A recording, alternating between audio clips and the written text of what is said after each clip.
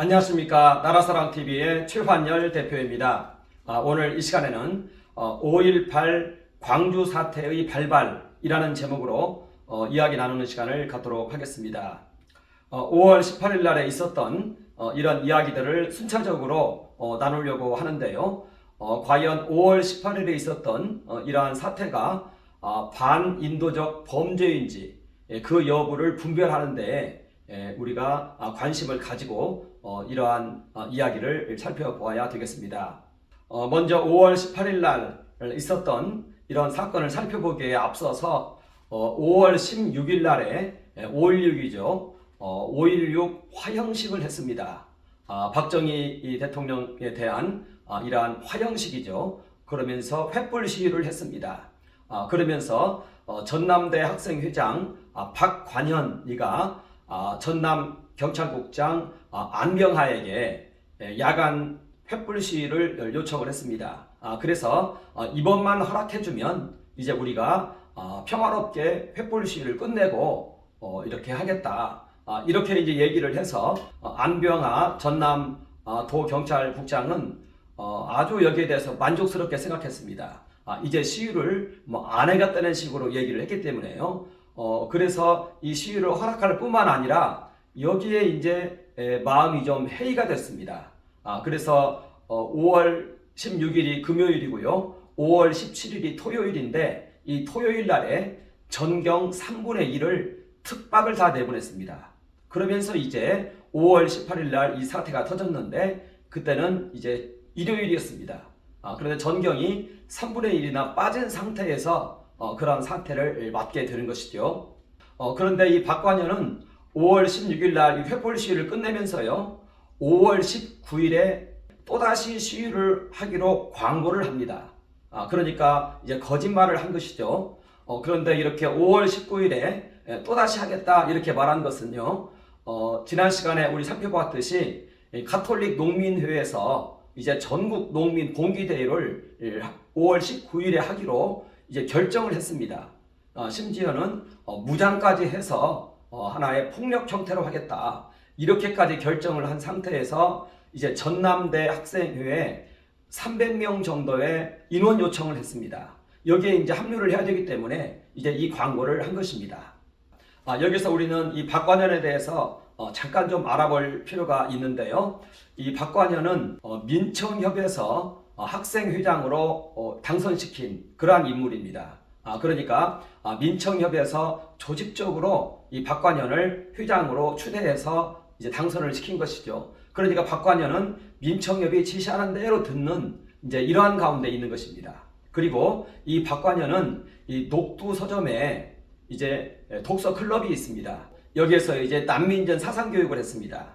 이것도 받은 사람입니다. 그리고 들불야학에도 이제 참여해서 이 강학이라고 해서 이제 가르치는 역할도 하고 하는 이러한 사람인 것입니다. 그래서 윤상원의 거의 신복과 같은, 그래서 윤상원에게는 이렇게 중요한 신복들이 몇 명이 있었는데 특히 전남대에서는 이 박관현하고 이재의입니다. 이 박관현은 회장을 했고요. 이재의는 윤상원의 거의 비서실장 같은 역할을 하면서 홍보팀을 맡아서 했습니다. 유언비어를 만들기도 하고요. 그리고 전단을 만들기도 하는 아주 그 핵심 참모 역할을 했습니다. 그 둘이 박관현하고 이재의입니다. 자, 그리고 이제 이 5.16 횃불 시위를 했는데 여기에 대한 개략적인 이야기를 한두 가지만 얘기하고 더 나아가도록 하겠습니다. 이 당시에 5.16 횃불 시위는 5.16 화형식입니다. 그러니까 이승만, 박정희 그리고 이제 전두환, 신군부로 이어지는 이 독재 퇴진을 외치는 그러한 시위였던 것입니다. 그래서 당시에 운동권의 논리는요. 유신과 독재를 반대한다 이런 논리입니다. 그리고 전두환을 반대하는 이유는 전두환이 민주주의를 지금 말살시키려 하고 있다. 이렇게 지금 얘기를 하는 것입니다. 이승만도 독재를 했고 박정희도 독재를 했고 그리고 이제 끝나는가 싶었는데 이제 전두환이 나타나서 이걸 연장시키려고 한다. 민주주의를 말살시키려고 한다. 이러한 얘기들을 하고 있었다는 것입니다. 그래서 저들이 이렇게 하는 모든 활동은 민주주의 운동의 일환이었습니다. 자, 그런데 박건현이나 윤상현이 말하는 민주주의는 어떤 민주주의냐? 이것은요, 산업화를 반대하는 민중민주주의인 것입니다. 그러니까 유신을 통해서 산업화 정책을 폈는데 이제 이 산업화가 이루어지면 이제는 우리나라는 식민지가 된다. 이런 식으로 논리 전개를 하고 또다시 경제 식민지로 들어간다. 이게 이제 이들의 논리였던 것입니다. 그리고 또 이들이 말하는 독재라는 것은요, 대통령 선거를 할 때 통일주체 국민회의를 통해서 하는 선거를 말합니다. 간접선거죠. 전국적으로 2,000명 내지 5,000명 정도의 통일주체 국민회의 대의원을 뽑습니다. 이것은 이제 직접 국민들이 뽑습니다. 그리고 이제 그들이 이제 대통령을 선거하는 것이죠. 이제 이것을 가리켜서 독재라고 말하고 있는 것입니다. 그런데 간접선거도 선거는 선거고요. 그리고 헌법이 그 당시에 그렇게 되어 있었기 때문에 최규화 정부에서는 헌법을 개정한 후에 대통령 선거를 하자 이렇게 얘기를 하는 거였고, 여기에 대해서 이제 김대중은 정면으로 반박하면서 나타난 것이 이제 5.18인 것입니다. 말하자면 이것은 민주주의가 아니라는 것입니다. 그런데 최규화 대통령 입장에서는 그렇다면 헌법을 고쳐서 하자. 1년만 시간만 다오 하고 이렇게 얘기를 했는데 이제 그것을 부인하고, 그러니까 헌법 부인 행위가 돼버린 것이죠. 그렇게 하고 지금 나오는 그런 논리였던 것입니다. 그런데 유신 헌법은 그래도 대한민국 헌법인 것이고 전 국민의 동의를 얻은 헌법인 것이고, 그리고 그 10월 유신으로 인해서 대한민국이 이렇게 산업화될 수가 있었던 아주 고귀한 대한민국을 이렇게 만들어내는 그러한 기간이었는데, 이것을 가리켜서 이런 산업화는 경제 식민지이고 이렇게 선거하는 것은 그것이 바로 독재이고 민주주의를 말살하는 것이다. 이런 형태로 논리를 전개했다는 것입니다. 그리고 이러한 계엄을 일으킨 자가 전두환이라고 자꾸 얘기를 했습니다. 말하자면 전두환이 당시 현 정부를 겁박을 해가지고 이제 자신들의 독재를 이루기 위해서 해서 계엄을 일으켰다. 이렇게 논리 전개를 했습니다. 그런데 아무리 봐도 이 계엄은 지난 시간에 우리 살펴보았듯이 대통령과 신현학 내각이 결정을 한 것입니다. 당시에 전두환은 중앙정보부장으로서 이 서울에 보면서 일어나는 온통 이러한 사회주의자들이 일으키는 사회주의 운동의 일환으로 일어나는 이러한 시위들을 진압한, 그래서 그 지도자들을 계엄 확대 때 체포한 이제 이런 역할을 한 것입니다. 그러니까 계엄 확대에 대한 결정은 최규화 대통령과 신현학 총리가 했지 전두환 씨는 그 당시에 중앙정보부장일 뿐이었던 것입니다. 자, 그리고 이렇게 해서 이제 5.18 계엄 확대가 선언이 되고요. 신현학 총리와 내각이 총사퇴를 합니다. 그런데 이제 그 이유가 어떻게 된 것인지는 좀 더 분별을 해봐야 되겠지만, 당시에 하도 물러나라고 해서 물러난 건지 아니면 어떤 것인지는 모르겠으나, 그런데 신현학의 증언을 보면은요, 신현학도 군부가 다시 이렇게 들어오는 것에 대해서 많은 우려를 했던 그런 흔적은 남아 있습니다. 그러나 5.18 계엄 확대는 대통령과 신현학 총리가 내각과 함께 이제 결정을 한 것입니다. 그렇기 때문에 그러한 계엄을 군부가 했다 이렇게 말할 수 있는 것은 하나도 없다는 것입니다. 자, 그런데 이제 그 후에 이제 최규화 대통령이 9월 달에 이제 물러나는 것이죠. 그래서 이제 전두환이 그 자리에 들어갑니다. 그리고 그 다음 해 1981년 2월 달에 또 선거가 있었는데, 그 사이에 헌법을 고치거나 할 수 있는 시간적 여유가 없기 때문에 그냥 통일주체 국민회의 선거로 했습니다. 그래서 이렇게 통일주체 국민회의의 선거에 의해서 또 전두환 대통령이 1981년도 이 이듬해이죠. 대통령이 되는 것입니다. 이제 그것을 가리켜서 사후적으로 이게 독재가 아니냐 이렇게 지금 얘기를 하고 있다는 것입니다. 그런데 전두환 대통령 측의 입장을 보면은 여기에서도 헌법을 따랐다는 그 명분이 있고요. 그리고 사후적으로 돌이켜 보았을 때 전두환이 아니고는 당시에 그 사태를 수습할 만한 인물이 없었다는 것입니다. 그래서 전두환으로 이어지는 그 6년 동안의 이러한 치리가 박정희 대통령의 그 산업화 그 열매를 결실을 맺을 수 있는 그러한 대통령 재임 기간이 됐던 것입니다. 그러니까 사후적으로 보았을 때 전두환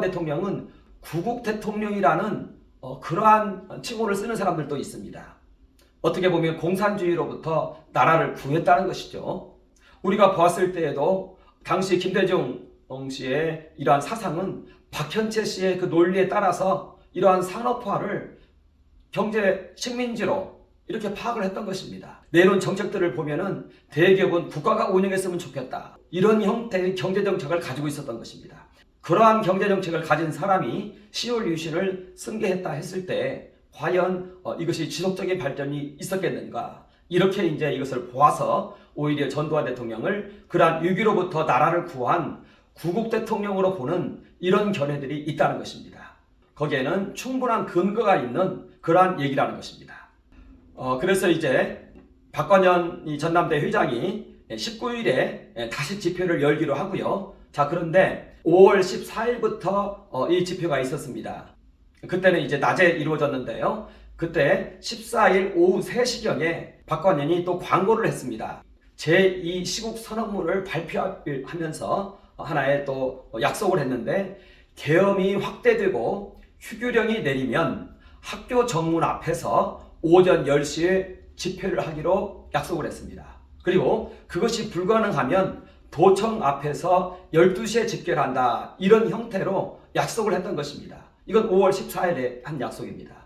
그래서 5월 18일 오전에 전남대 정문에서 학생들이 모이고 거기에서 이제 이러한 시위가 일어난 것입니다.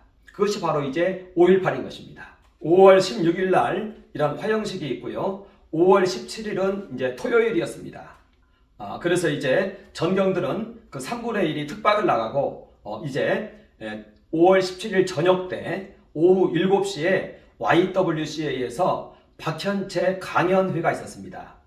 여기 YWCA는 어디에 있냐면요. 전남도청 그 앞에 금남로가 있는데요. 거기 오른편 한 두 번째 빌딩 정도에 이렇게 있습니다. 이 YWCA 빌딩에서 이제 박현채 강연회가 있었습니다. 이 YWCA 빌딩에 양석 클럽을 운영한 이 빨치산 장두석이 또 거기에 사무실을 가지고 있었습니다.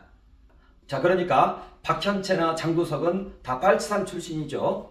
그리고 이날 이제 YWCA에서 함석헌도 오고 박현채도 오고 해서 강연회가 있었습니다. 박관현도 여기에 이제 참석을 했습니다. 그리고 이 강연회가 끝나고 정동현이가 또 이 박관현에게 용봉축제 준비금 명목으로 300만 원 정도를 또 전달합니다. 당시에 300만 원이면 큰 돈이었습니다. 이제 그 김대중이 전달하는 돈이었습니다. 조심해서 잘 쓰라고 하면서 이렇게 이제 그 보내주었습니다. 이렇게 이제 강연회가 끝나고 이제 빨치산 장두석이 또 전남 매일신문 앞에서 한식집에서 학생들에게 식사를 대접하고 또 2차로 또 소주와 막걸리 파티도 했다. 이렇게 지금 하고 있습니다. 자, 그러고 있는데 이제 5월 17일 7시경, 오후 7시경부터 서울에서는 여기에 대한 검거가 시작됐습니다. 자, 그러니까 5월 17일 날 24시에 이제 계엄이 선포되기로 되어 있는데 이제 미리부터 이제 그 주동자들, 이러한 시위의 주동자들에 대해서는 검거를 하기 시작한 것입니다. 그래서 5월 17일 7시쯤에 체포를 시작했습니다. 김대중도 이 시간에 체포됐고요. 또 이화여대에서 회의를 하고 있던 그 학생 회장단들도 이때 체포가 됐습니다. 자, 그러면서 이제 이 연락이 녹두서점으로도 왔습니다. 녹두서점이 하나의 그 아지트적인 역할을 했는데요. 이 녹두서점도 전남도청에서 그렇게 멀지 않습니다. 오른편으로 해가지고 그렇게 멀지 않은 곳에 있습니다. 여기에 이제 김상윤과 또 그의 아내 정현애, 이 둘이 이제 운영을 했고, 거기에 이제 김상윤의 동생 김상집이 있습니다. 해서 이제 정현애가 이제 박관현에게 이제 연락을 해줍니다. 서울에서는 검거가 시작됐고 체포가 되었다. 너희도 빨리 피하라. 이런 식으로 박관현에게 이제 연락이 옵니다. 이때 연락을 받을 때 이제 박관현은요, 거기서 이제 파티를 마치고 무등산에 있는 그 증심사가 있습니다. 여기에 이제 간첩 손성모가 있는 곳입니다. 여기 증심사가 그 당시에 이제 있던 인물들이 다 고정간첩 내지는 이제 그러한 인물들이었습니다. 여기에 손성모가 있었는데 이 증심사가 또 이들이 이제 만나서 식사도 하고 회의도 하고 하는 그런 장소입니다. 이제 그쪽으로 이동을 하고 있었는데 그쪽으로 이동하는 도중에 이제 연락을 받습니다. 자, 그래서 이제 박관현도 그리 가지 않고 이제 11시경에 대지여관에 가서 거기에서 이제 숙박을 하게 됩니다. 자, 그리고 또 이렇게 피하라는 연락을 받은 사람이 윤환봉이라고 있습니다. 이 윤환봉이 어떻게 보면 5.18에 대해서 무장봉기와 관련해서는 윤환봉이 다 준비를 했습니다.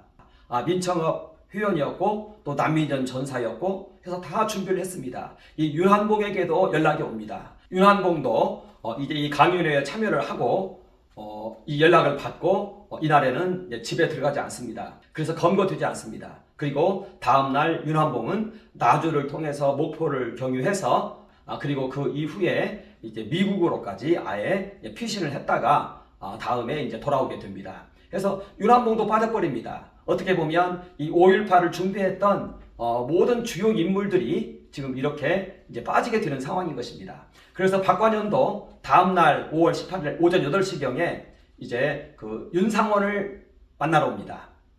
윤상원은 저기 광천동에 그 자취방을 두고 있었어요. 광천동이 이제 그 아세아 자동차 근처입니다. 이리로 이제 박관현이가 이제 찾아옵니다. 8시경에. 그래서 이제 어떻게 해야 될 것인가 이 문제를 가지고 윤상원하고 논의를 합니다. 말하자면 5월 19일 날에 다 모이기로 이렇게 약속도 했고 그리고 계엄이 발표가 되면은 전남대 정문에서 혹은 금남로에 있는 카톨릭 센터에서 이렇게 만나기로 했는데 그런데 이제 이 약속들이 있는 것입니다. 그런데 이걸 어떻게 했으면 좋겠는가 하면서 윤상원에게 이제 그 상의를 하러 옵니다. 윤상원은 거의 박관현의 멘토와 같은 역할을 했습니다. 이때 이제 윤상원이 피하라고 얘기합니다. 그래서 이제 박관현은 그 길로 즉시 이제 피합니다. 여주 돌산으로 이제 피신하여 숨었습니다. 그러다 보니까 모든 주요 인물들이 지금 다 뿔뿔이 흩어진 상황인 것입니다. 녹두 서점에 있는 김상윤도 이때 검거가 돼가지고 체포되었습니다. 그런데 다만 윤상원은 그 이름이 널리 알려져 있지 않았기 때문에 이제 안전했던 것입니다. 그래서 이제 이 윤상원 혼자만 남고 다 흩어지는 그러한 상황이 됐던 것입니다. 자, 그런 가운데 5월 17일 날 이제 24시에 계엄이 선포되자 칠공수 저기 전라북도의 금마 근처에 있습니다. 여기에서 이제 공수부대 2개 대대가 이제 도착을 합니다. 33대대하고 35대대인데요. 한 대대당 한 300명 정도 이렇게 있습니다. 이제 이들이 들어옵니다. 그러면서 조선대에 이제 도착합니다. 전남대와 조선대에 도착을 합니다. 자, 그리고 전남대에도 이렇게 들어왔는데요. 이때 학교 내에서 23명의 운동권 학생들을 체포합니다. 그리고 이들이 소지한 오디오 테이프나 여러 가지 내용들을 보았을 때 여기에는 테이프에 선동 내용들이 들어있었고 또 19일에 예비군 무기고 접수 계획까지 있었다. 이렇게 이제 확인이 되었습니다. 자, 그리고 이제 5월 18일 날 9시에 이제 광주 사태가 발발을 하게 되는데요. 전남대 정문 앞에서 이 광주 사태가 발발을 하게 되는데 9시에서 10시 반경까지로 이렇게 봅니다. 이때 전남대에서 이 공수부대와 학생들이 이제 충돌을 하게 됩니다. 이것을 당시에 그 고등학생이었던 이 김수영이 이제 이 내용을 이제 보고 기록을 한 것을 통해서 그 당시의 상황을 살펴보면 다음과 같습니다. 그래서 이제 정문이 있고 양쪽에 쪽문이 좀 있었는데요. 정문도 닫고 쪽문도 한쪽 닫고 그 왼쪽 쪽문만 남기고 공수가 쪽문에 각각 한 명씩 있고 그 정문 뒤에 이제 7명 정도가 이렇게 이제 서 있습니다. 20-30명 정도가 학생들이 이제 모입니다. 거기에 이제 슈퍼마켓이 있었는데 이 슈퍼마켓 앞에서 20-30명 정도가 이제 들어가지 않고 모여서 이제 이야기를 합니다. 그러다가 좀 기다리니까 이제 한 50명 정도가 됩니다. 자, 그런 상태에서 학생들 몇이 데모와는 상관없이 공부하는 학생으로서 도서관 좀 가겠다 얘기를 합니다. 그러니까 공소대장은 불허를 합니다. 휴교령이 내렸으니까 돌아가시오 얘기합니다. 그러자 이제 우우 하면서 한 학생이 정문을 향해서 돌을 던지자 이제 다른 학생 50명도 일제히 돌을 던지기 시작했습니다. 자, 그러자 이제 쪽문 쪽에 있던 공수 2명도 안으로 들어가고 또 소대장이 다시 나와서 돌아가라고 했는데 이제 계속 돌을 던집니다. 그러자 이제 정문 그 뒤에 있는 이 공수들 20명이 이제 지그재그로 줄을 서고 해산하지 않으면 그 진압하겠다고 소대장이 이제 이야기를 합니다. 그런데도 계속 학생 수는 늘어나고 투석이 이어집니다. 그러자 이제 정문이 열리고 이제 공수부대가 반원형으로 배열을 합니다. 더 심하게 돌을 던졌는데 이때 공수들은 피하지 않고 그대로 맞았습니다. 그러니까 어떻게 보면 공수부대원들 입장에서는 자신들의 이렇게 강직함을 보여줘야 되는 그런 가운데 있었던 것 같습니다. 그런데 이때 던진 돌에 맞아서 7명 정도의 공수부대원들이 피투성이가 됐습니다. 이제 돌에 머리 같은 데를 맞으면 피가 줄줄 흐르는 것이니까요. 그래서 피투성이가 됐습니다. 그리고 그들은 계속해서 비상계엄 해제하라, 공수부대 물러가라 이런 식으로 이제 구호를 외쳐야 됩니다. 이렇게 해서 이제 공수부대원들이 돌에 맞으니까 이제 감정이 폭발한 다른 공수대원들도 이제 그 진압을 하기 시작합니다. 그래서 도주하는 학생들을 계속 추적해서 진압봉으로 가격하고 하면서 이렇게 이제 진압을 하게 되는 것입니다. 자, 그런데 공수부대원들에게는 자신들이 이렇게 경계하는 지역이 있기 때문에 더 이상은 나가지 않고 이제 거기에 머뭅니다. 자, 그리고 이제 학생들은 이제 금남로 카톨릭 센터 쪽으로 이제 가는 것이죠. 이때 공수부대원들에게 쫓겨난 학생들이 이제 감정이 격화된 상태에서 도청 앞에서 모이기로 한 그 사전 약속에 따라서 이제 시내로 이제 진입을 하기 시작을 했습니다. 이 전남대 앞에서 공수부대에게 왜 투석을 했느냐, 여기에 대해서 이제 김대령 씨의 이 판단에 의하면 민청협의 시위 지시가 있었다 이렇게 얘기합니다. 그러니까 정현애, 아까 녹두 서점에 있는 그 김상윤의 그 처라고 그랬죠. 이 정현애가 진술한 내용입니다.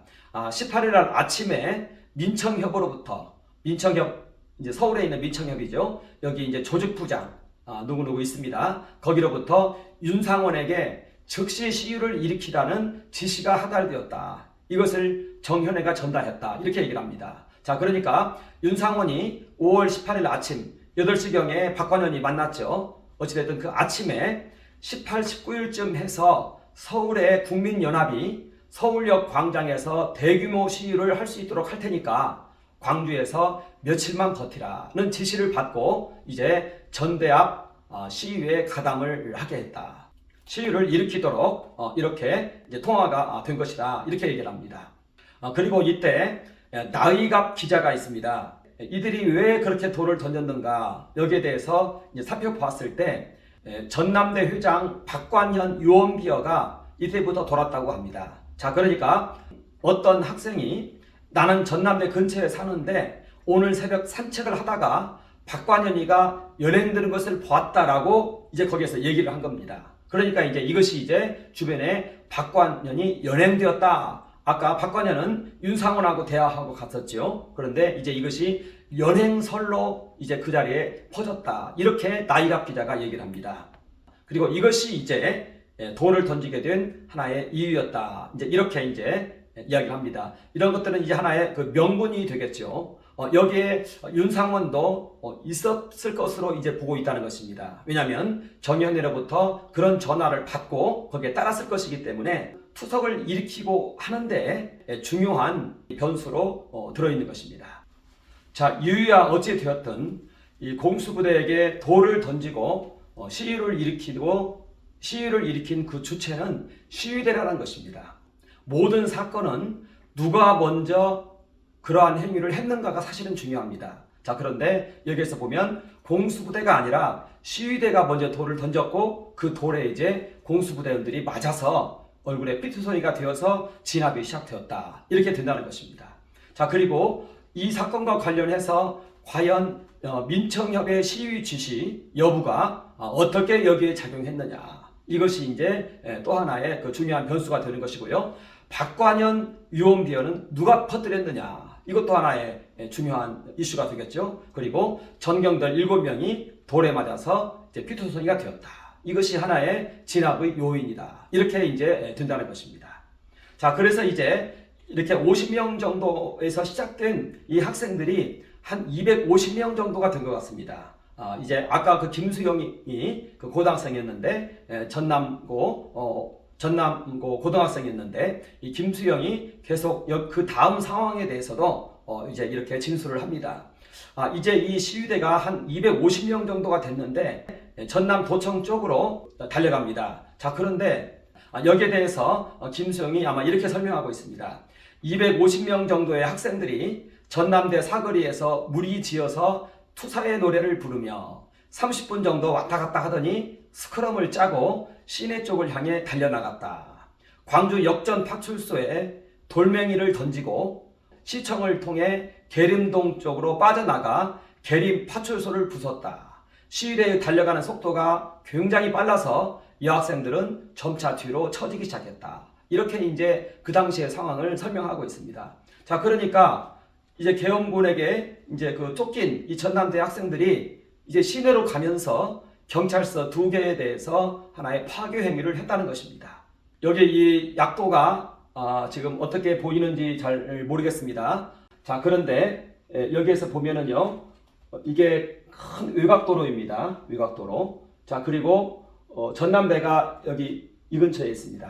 그리고 여기에 광주역이 있고요. 그리고 여기에 이제 전남도청이 있습니다. 자, 그러니까 여기에서 시위대가 내려오면서 광주 역전 파출소를 공격했고요. 여기에 있는 계림동 파출소를 공격한 것입니다. 그렇게 하고 이제 이렇게 전남도청으로 이제 모이게 되는 것이죠. 이 사태가 여기저기서 막 일어나기 때문에 지명을 좀 알고 있을 필요가 있습니다. 그래서 이제 10시 반경에 이제 카톨릭 센터에 도착을 합니다. 그리고 여기가 이제 전남도청인데요. 지금 현재 문화전당역 광주에 거기입니다. 그리고 여기가 금남로인데요. 이 앞에 끝부분에 카톨릭 센터가 있습니다. 이제 여기 이리로 이제 모이는 것입니다. 아까 얘기한 YWCA도 이 근처 좀 있고요. 그리고 녹두서점도 이 근처에 있고요. 그래서 이제 학생들은 이제 금남로 카톨릭 센터 앞으로 이동을 합니다. 그리고 그곳에서 이제 전경들과 대치를 합니다. 그러면서 전경들은 이제 최루탄을 뿌리고 막 진격하면 학생들이 흩어졌다가 또다시 모이고 하는 이러한 공방전이 계속 되는 것입니다. 그리고 여기서 우리가 알 것은요, 공수부대는 오후 3시에서 4시경 그때 투입됩니다. 그러니까 이런 모든 이러한 파괴 행위나 그리고 여기서 이러한 충돌이나 진압이나 이것은 전부 전경들하고 관련이 되어 있습니다. 계엄군이 아닙니다. 계엄군은 이제 한참 있다가 전경들만 가지고는 도저히 안 될 때 그때 오후 3시에서 4시경 전경들이 인질로 잡히고 그럽니다. 그때 이제 계엄군이 이제 투입이 되는 것입니다. 약 200명 정도 되던 이 시위대가 1000명 정도로 증가를 합니다. 그리고 이때 이 구호는 계엄을 해제하라, 전두환 물러가라, 김대중 석방하라. 이제 이러한 것들이 하나의 이제 구호가 됩니다. 자, 그래서 이제 시위가 이제 사그러들었다 싶을 때 이제 이들이 공용 터미널로 이동을 합니다. 여기에서 공용 터미널은 어디쯤 있냐면은요, 좀 이쯤에 있습니다. 여기에 이제 공용 터미널이 있고요, 또 북동성당이 있습니다. 여기가 이제 유동 삼거리입니다. 그리고 광천동이 여기입니다. 그리고 여기에 아세아 자동차가 있습니다. 그리고 이쪽 공용 터미널로 이동하는 이유는요, 이제 카톨릭 농민회나 이렇게 이제 외곽에서 이제 세력이 들어올 때 이리로 들어옵니다. 그리고 이곳 북동성당에서 보통 이제 서로 모입니다. 그러니까 5월 19일 날에 무장 봉기를 일으키기로 계획들을 했었죠. 그런데 준비하는 세력들은 미리 다 올라와 있었던 것입니다. 그러니까 이리로 이제 이동을 하는 것입니다. 여기 카톨릭 센터가 있다고 그랬죠. 또 이 근처에 이쯤에서 한일은행과 광주 학생회관이 있었습니다. 그렇게 해서 이제 공용 터미널까지로 이제 이어지는 것이죠. 그래서 공용 터미널로 이동을 하고 광주 학생회관 그리고 한일은행 앞에 있던 학생 500여 명이 시가지를 돌며 시위하면서 자, 이때 이제 유언비어가 퍼집니다. 도청 앞에서 시민이 다 죽어가고 있다 하면서 이렇게 돌면서 이제 이 유언비어를 퍼뜨렸습니다. 누군가가 박관현이 계엄군에 의해서 죽었다라는 그런 말이 또 튀어나왔습니다. 큰 소리로. 이것이 이제는 또 하나의 유언비어가 됐습니다. 자, 여기서 이제 주의 깊게 한번 살펴볼 것이 있습니다. 여기 보면은 모였던 사람이 1000명 정도입니다. 이게 지금 둘로 나뉘고 있습니다. 여기 보면은 500명 정도는 또 이 돌면서 이제 유언비어를 퍼뜨리고 있습니다. 이 두 팀으로 나뉘고 있는 것이죠. 그래서 보면은 이 두 팀 이상이 이 5월 18일 날 여기저기 몰려다니면서 이제 파출소를 파괴하기도 하고 또 가스차를 전소시키기도 하고 또 전경들을 사로잡기도 하고 하는 이러한 행동이 이 두 그룹에 의해서 이루어진 것 같습니다. 자, 그러니까 카톨릭 센터에 있던 이 1000명이 공용 터미널로 이동을 하는데 거기에 있는 500명 정도는 또 이제 시가지를 돌면서 시위하면서 유언비어를 퍼뜨렸다. 말하자면 도청 앞에서 시민이 다 죽어가고 있다. 이런 얘기를 광주 시민이 들었을 때 이것은 굉장히 충격적인 얘기인 것입니다. 그리고 조금 있으면은 박관현이 계엄군에 의해서 죽었다. 이 말까지 이제 나오니까 이제 시민은 과격해지기 시작하는 것입니다. 자, 그리고 이 그룹 외에 보면은 11시경에요. 광주역에도 약 100명 정도가 모였습니다. 그러니까 여러 그룹들이 이때 활동을 한 거예요. 이 광주역에 100명 정도가 모인 것은요, 이제 박관현의 그 광고 때문입니다. 여기에 이제 모이기로 했던 것입니다. 그래서 11시에도 광주역 근처에 이제 약 100명 정도가 모였는데요. 그런데 이때 약속을 그렇게 서로 했는데 학생회장도 안 나오고 총무도 나오지 않으니까 이제 흩어지려고 합니다. 자, 그런데 이때 누군가가 총학생회장이 죽었다. 박관현을 말하는 것이죠. 이렇게 큰 소리로 얘기를 합니다. 그러니까 이제 이 이야기가 박관현 사망 유언비어가 되어버린 것입니다. 그리고 이제 학생들이 다 죽어가고 있다. 이런 유언비어도 이제 함께 이 안에서 퍼지기 시작하는 것입니다. 그러니까 이 100명도 귀가하지 않고 주변에 있는 시민들에게 이런 것들을 알리면서 또 시위대의 수가 이제 불어나기 시작하는 것입니다. 자, 그러니까 전남도청에서 학생들이 죽어가고 있다. 박관현이 죽었다. 그러면서 이제 이 흥분한 시위대가 이 동네 저 동네 파출소들을 습격하면서 화염병과 돌로 파괴를 하기 시작한 것입니다. 원래 광주 운동권에서는요, 5월 19일 날 가톨릭 농민회가 와서 무장봉기를 하기로 약속이 돼 있었는데 그보다 앞서서 계엄이 터져버리니까 5월 18일 날에 이러한 사태가 이제 시작이 돼버린 것입니다. 그리고 여기에서 이제 그 윤상원이 민청협으로부터 받은 이러한 그 전화, 이것이 또한 중요하고요. 왜 그러냐면은요, 조금 이따 살펴보면 알겠지만 이 모든 시위대에 폭력을 일으키는 앞장서서 일으키는 그러한 사람들이 있었어요. 대표적인 인물이 김효석하고요. 그리고 윤기권이라고 부르는데요. 대동고 학생들이었습니다. 이들이 이제 어떻게 보면 윤상원의 신복들입니다. 그래서 이제 11시경이 되니까 광주역, 호남전기, 광주공원, 광주우체국 여기에 이제 1000여 명 정도가 이제 그 시위에 참여를 하게 되고요. 또 이들 중 일부는 충장로 파출소에 투석해서 유리창 9장을 파손하고요. 이 충장로는 아까 우리 그림에서 본 금남로 있죠. 금남로가 전남도청에 있는 그 도로가 금남로입니다. 거기서 이제 한 블럭 밑으로 온 거기가 이제 충장로입니다. 여기 파출소를 또 이제 파손을 합니다. 또 12시 반경에 한일은행에서 아까 공용터미널로 이동을 했죠. 한일은행 사거리에서 재집결한 500여 명의 시위대는 곧바로 공용터미널로 또 이렇게 이동을 합니다. 공용터미널로 이동하는 이유는요, 19일로 예정된 무장봉기를 위해 광주로 올라오는 전남 서남 지역 운동권들이 모여 있기로 했기 때문에 그렇습니다. 그러면서 이제 이렇게 500명씩 혹은 또 이제 100명, 200명씩 이렇게 이제 시위대가 움직이면서 이제 투석을 하고 하는 이러한 행위가 있게 되었다는 것입니다. 그리고 이때까지 보면은 공수부대는 여기 진압에 참여하지 않았어요. 자, 그러니까 이때 이렇게 1시 정도까지에 있어서 이 파괴된 파출소가요, 파괴까지는 아니고 투석에 의해서 좀 이렇게 파손된 이런 정도겠죠. 광주 역전 파출소, 계림 파출소, 그리고 산수 파출소, 여기는 산수동에 있습니다. 이 산수 파출소, 여기가 한 12시 45분경이라고 추정이 됩니다. 그리고 아까 충장로 파출소, 거기도 이제 공격을 받고 이제 이러한 상황입니다. 자, 그런데 이제 1시 이후가 되자 이제 이 시위가 과격해지기 시작합니다. 1시 20분경에 학생회관 앞에서 페퍼포그차 전소 사건이 발생합니다. 학생회관은요, 여기 금남로, 아까 카톨릭센터 얘기했죠. 거기에서 이제 멀지 않은 곳입니다. 자, 여기에서 학생회관 앞에서 이제 전경들이 점심 식사를 하고 있었습니다. 자, 그런데 이제 학생들이 돌을 던지면서 접근을 했습니다. 그러니까 이제 황급히 이제 도주를 한 것이죠. 그러자 이제 시위대는 경찰의 페퍼포그차를 전복시켜 버립니다. 자, 그리고 여기다가 불을 지릅니다. 이것이 이제 안병하 경찰국장이 이제 군 병력의 지원을 요청하게 되는 하나의 계기가 되는 것입니다. 페퍼포그차, 이 가스차인데요. 그 안에다 놓고 화염병을 던져서 불을 질러버리니까 이게 터지기라도 하면은 큰 사고가 나는 것입니다. 그러니까 이제 경찰들은 여기에 대해서 무슨 대안을 세울 수가 없습니다. 이 가스차 앞에서 화염병은 하나의 굉장히 위험한 무기인 것 같습니다. 그래서 이제 안병하 도경국장이 윤홍정 장군, 당시 전교사 사령관인데요. 전투병과 교육사령부의 약자입니다. 윤홍정 장군이 그 전남 지역의 계엄 분소장이었습니다. 여기에게 이제 군 병력을 지원을 요청을 합니다.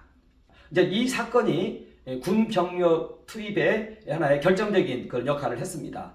화염병 앞에서는 가스차가 굉장히 이제 취약한 그런 상황이기 때문에 그랬습니다. 자, 이때 누가 여기에 화염병을 던져서 불을 질렀느냐? 이게 이제 대동고등학교의 김효석입니다. 이게 이제 녹두 서점에서 여러 가지 교육을 받는 그런 고등학생입니다. 윤상원을 향해서 형형하면서 따르는 이제 그런 친구인 것입니다. 당시에 고등학교가 대동고하고요, 또 아마 전남고일 겁니다. 이 두 개의 고등학교가 이제 여기에 운동권 교사들이 있었습니다. 대동고에는 박성무라는 이런 교사가 있었는데 이런 사람들에 의해서 이제 사상적으로 좌경화된 그런 이제 학생입니다. 김효석 군이요. 그래서 월맹의 공산주의 혁명가 호지명을 세상에서 가장 존경을 했고요. 또 대모를 민족해방운동과 동일시했습니다. 대모하는 것이 호지명과 닮아가는 것이라고 생각하는 그러한 영웅심을 가지고 있었습니다. 페퍼포그를 시위대가 엎어버리자 좌석에 석유를 붓고 불을 붙여서 태워버립니다. 그리고 이제 이 얘기를 가서 또 윤상원에게 이제 자랑을 하는 것입니다. 그러니까 아까 제가 그 시위대의 무리가 있었다고 그랬죠. 이게 이제 한 무리입니다. 여기에서는 이제 이 김효석이가 그 역할을 좀 한 것 같습니다. 그리고 이러한 이제 친구들이 경찰서 투석이나 이런 모든 것에 있어서도 이제 앞장을 서게 되는 것이죠. 자, 그리고요, 북한 문헌에 보면은 이때 북한에서 온 사람들도 여기에 참여를 했다, 이런 기록들도 있습니다. 자, 그런데 북한 문헌을 여기서 이렇게 말할 수는 없고요. 어찌됐든 이렇게 1시 20분경에 페퍼포그차 차량 전소 사건이 발생을 했다. 그리고 이것이 이제 윤홍정 사령관이 이성 계엄 사령관에게 이제 군 투입을 요청하게 되는 그러한 계기가 되었다. 이렇게 이제 된다는 것입니다. 그리고 2시경에도요, 가스차가 이 화염병에 의해서 이제 불길이 이제 붙었습니다. 이것은 또 다른 가스차인 것 같습니다.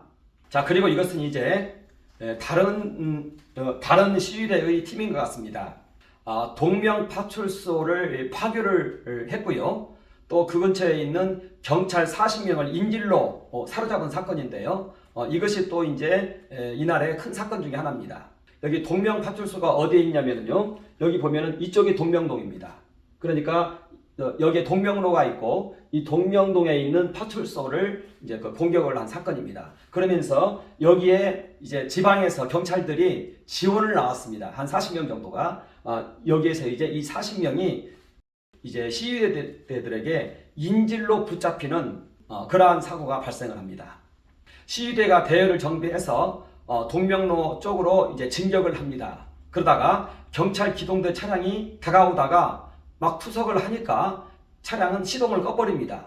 그러니까 이제 학생들이 차량을 둘러싸고 강제로 문을 열어서 이제 40명가량의 기동 경찰대, 한평 경찰서에서 이제 그 지원 나온 인력들입니다. 주로 나이도 40에서 50대였습니다. 이들을 다 생포를 했습니다. 그래서 20여 명의 경찰관은 무장 해제가 되어서 이제 주택가 골목에 두고요. 남은 20여 명의 경찰들은 앉혀놓고 이제 경찰들하고 협상 조건을 제시합니다. 포로 교환을 하자는 것이죠. 그런데 별다른 성과는 없었다 이렇게 얘기합니다. 그리고 이제 이 시위대들이 목표로 삼고 있는 것은 동명 파출소였습니다. 그래서 파출소를 완전히 가서 이제 부숴버립니다. 그러면서 이제 300여 명의 경찰 저지 병력과 이제는 대치를 하게 됩니다. 자, 그런데요, 이때에 또 다른 어떠한 이제 그 기록을 보면은 여기에 도로에서 15명 정도의 경찰 인질이 있었다 이렇게 얘기하는데 이게 이제 같은 사건인 것 같습니다. 아까 40명 정도를 이렇게 포로로 잡았다고 그랬죠. 이들을 이제 둘로 나누어서 도로에 이제 그 무릎 꿇히고 앉혀놓은 사람이 있었어요. 아마 이 사람들에 대한 기록을 얘기하는 것 같습니다. 자, 그런데 이렇게 40여 명의 경찰을 인질로 잡은 이 사건은 윤기권이가 아주 깊이 개입한 그런 사건으로 이제 그 다음에 5.18 유공자 무용담이나 이런 데서 나오는 것이죠. 여기에서 이제 윤기권이 그것을 얘기하는 것입니다. 자신이 여기에 이제 참여했다는 것을 얘기합니다. 그런데 이 윤기권은 누구냐? 아까 얘기한 김효석의 그 대동고등학교 있죠. 거기 이제 친구입니다.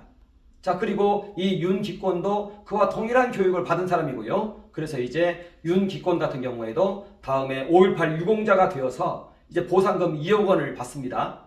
그런데 이제 월북을 합니다. 또. 그래서 북한으로 넘어갔습니다.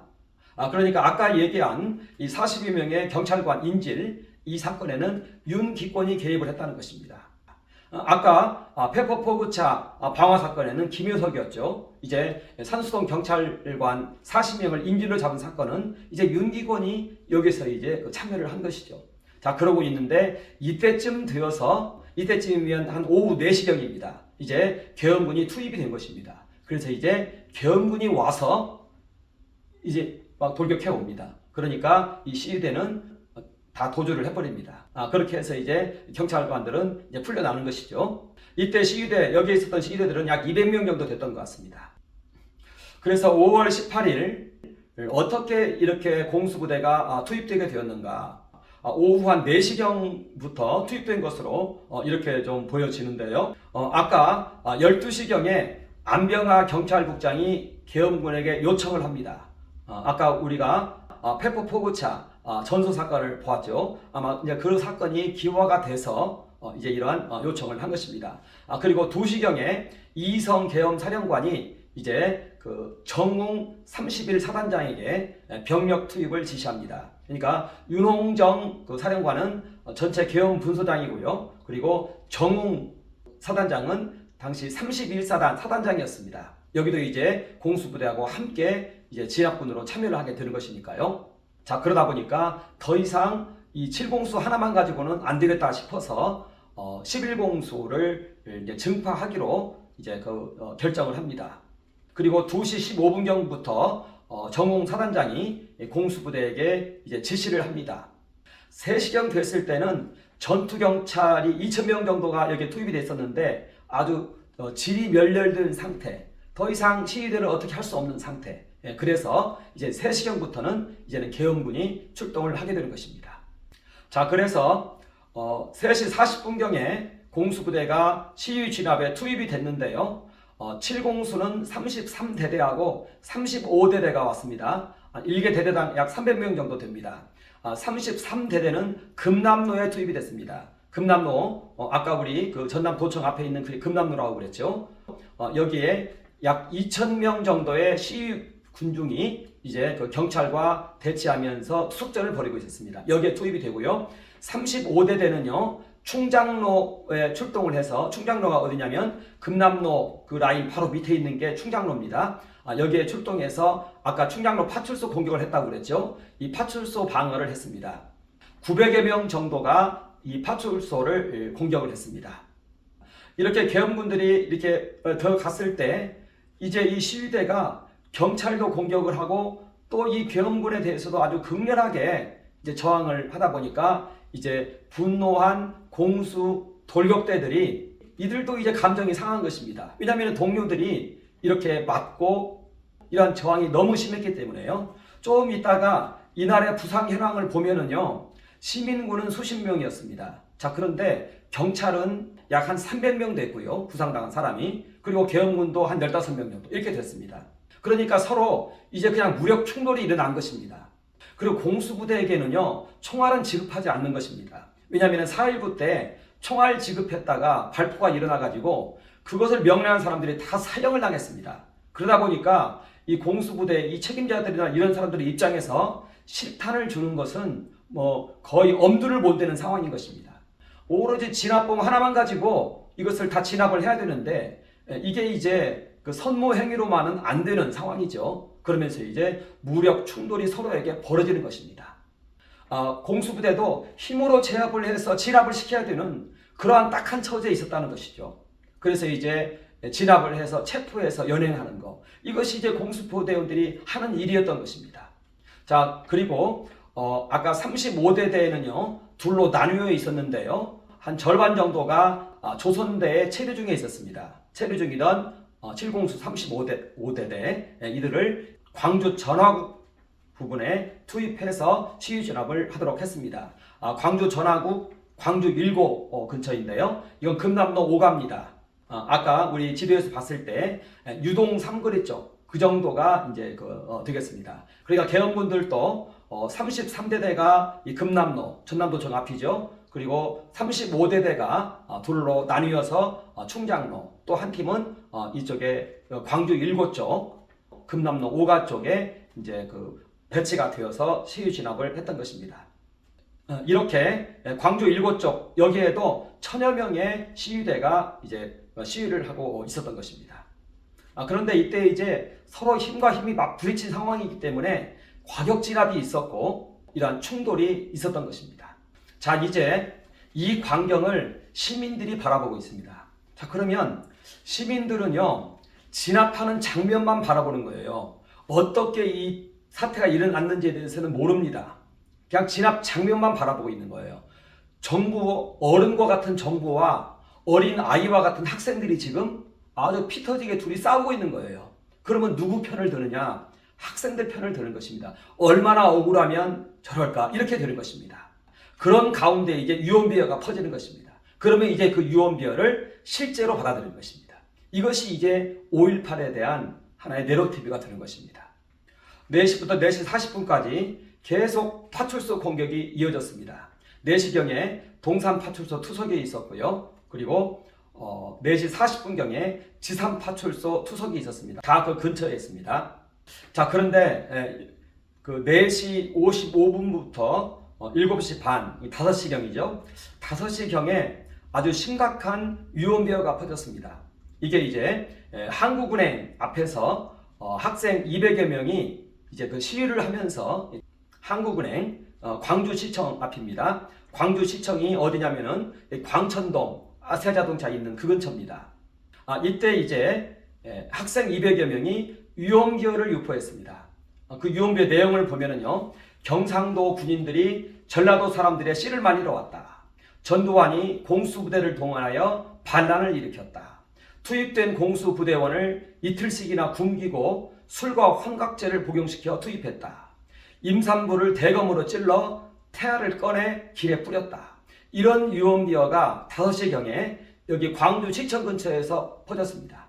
그리고 5시부터 7시 반까지 도청 앞에서 1000여 명이 계속 극렬 시위를 했는데, 이때 퍼진 유언비어는요, 도청 앞에서 시민들이 다 죽어간다. 젊은이들을 팬티만 남기고 옷을 모조리 벗겼다. 학생들이 많이 죽었다. 이런 유언비어가 또 그곳에서 퍼졌습니다. 자, 그런데 해서 7시 정도에서는 이제 시위 진압이 완료됐다. 이렇게 이제 보고가 올라왔습니다. 그런데 11시까지 한일은행, 노동청, 카톨릭센터 등에서 시위를 계속했다. 한 2000여 명 정도가. 이때도 이제 퍼진 유언비어가 이렇습니다. 여학생을 발가벗긴 채 세워놓고 대검으로 유방을 도려내어 죽였다. 경상도 군인이 전라도에 와서 남녀 구별 없이 닥치는 대로 죽이고 있다. 공수부대원이 칼로 호박을 찌르듯이 닥치는 대로 사람을 찌르고 있다. 젊은 놈은 무조건 죽인다. 전라도 사람 씨를 말리러 왔다. 이런 유언비어가 퍼졌다는 것입니다.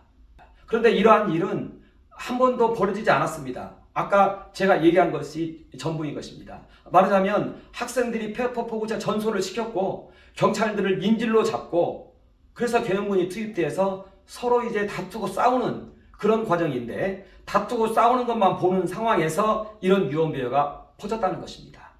9시부터 거의 12시까지 이 시위가 이어졌는데요. 이 9시부터 이제 정웅 사단장이 36개 거점 지역을 잡고 여기에 이제 그 공수부대를 막 투입을 해서 체포까지 하라고 막 이런 명령을 좀 내렸습니다.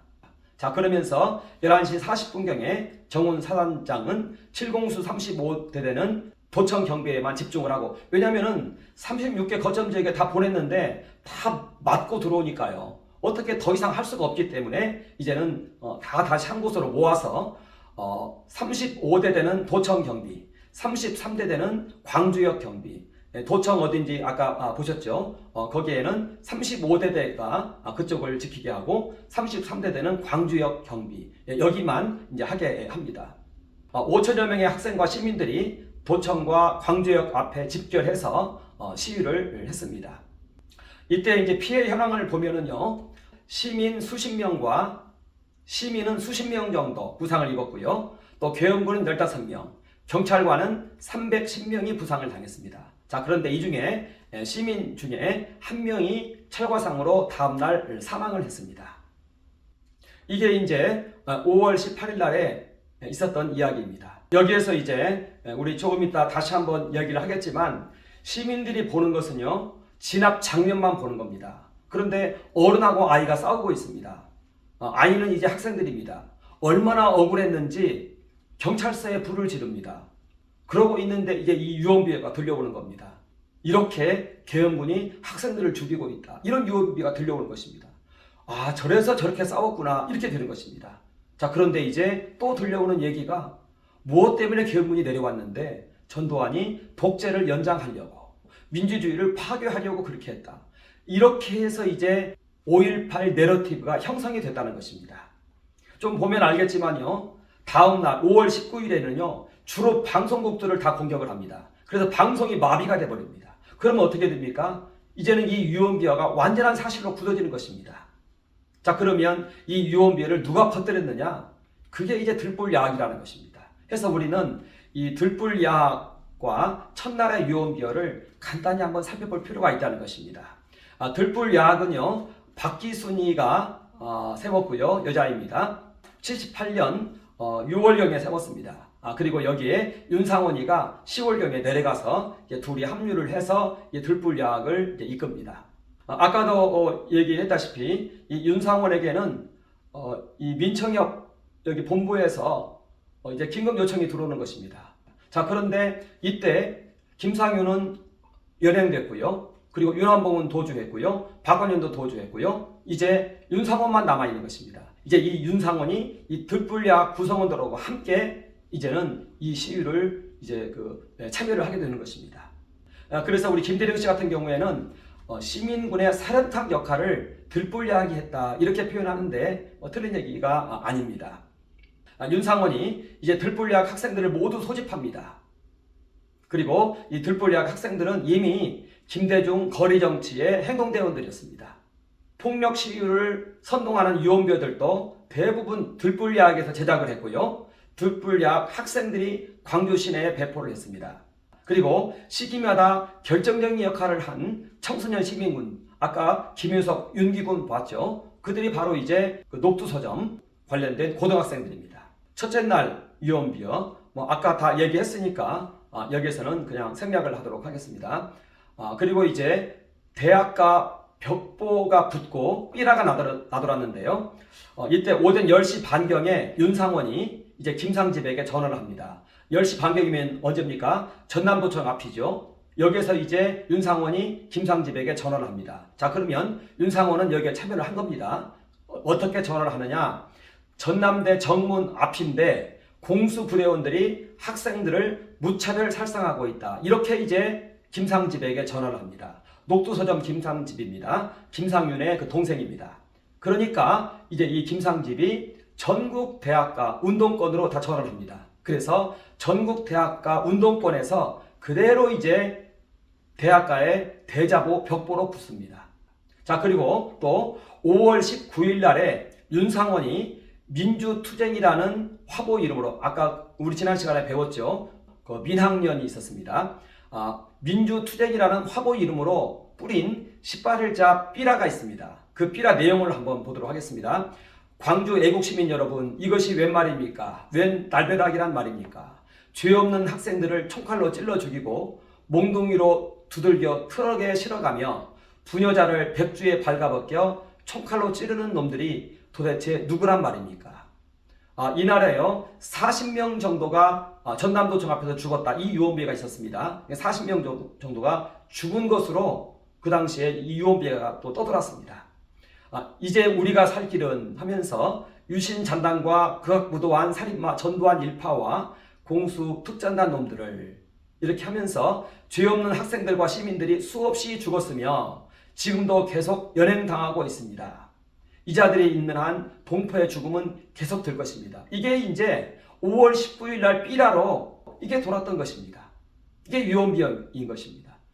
그리고 5월 19일은 방송국이 다 마비가 돼버립니다. 이제 이런 모든 것들은 사실이 되어서 광주 시민들에게 유포가 된다는 것입니다.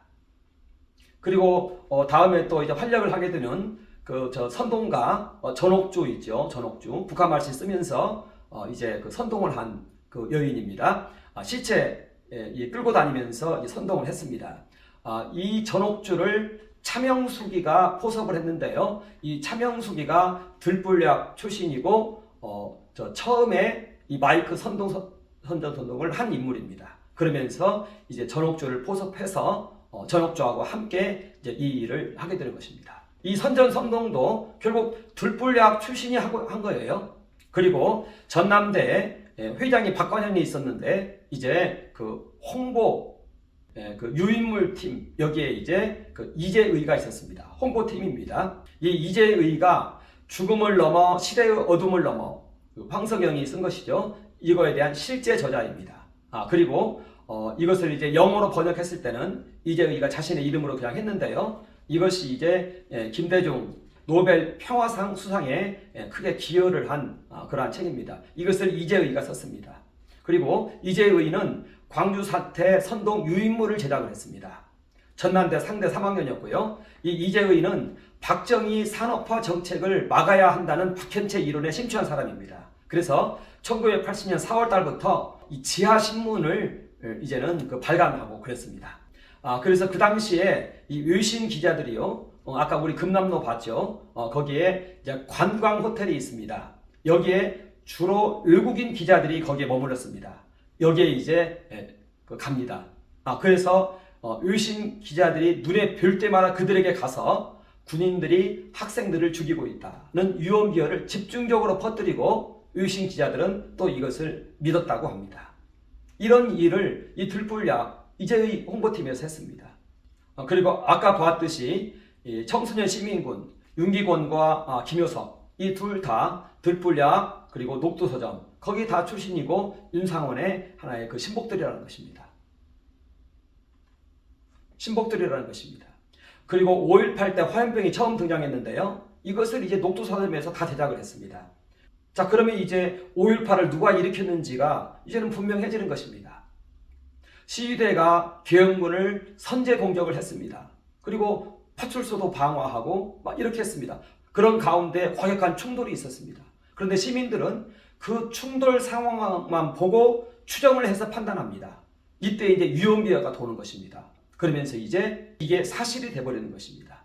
말하자면 전두환이 독재를 연장시키기 위해서 이제 계엄을 선포했는데 이것을 반대해서 민주주의를 지키기 위해서 학생들이 이렇게 나섰는데 이걸 무차별적으로 이렇게 진압을 해버렸다. 이런 형태로 이제 5.18 내러티브가 출현을 했다는 것입니다. 그런데 오늘 살펴보았지만 전부 유언비어에 의해서 동원이 됐고 그리고 페퍼포그 차량 화염병 공격이 먼저 있었고 그리고 경찰 40명 인질이 먼저 있었고 진압하던 과정 속에서도 서로 싸움이 일어났고 그리고 부상당한 사람 경찰관이 더 많고 이렇게 된다는 것입니다. 이 싸움이 왜 일어났느냐? 난민전 전사들이 이제 김대중의 그 민청협을 이용해서 이러한 일들을 일으켰다는 것입니다. 결국은 난민전에 이용당한 김대중의 정권욕이었다는 것입니다. 감사합니다.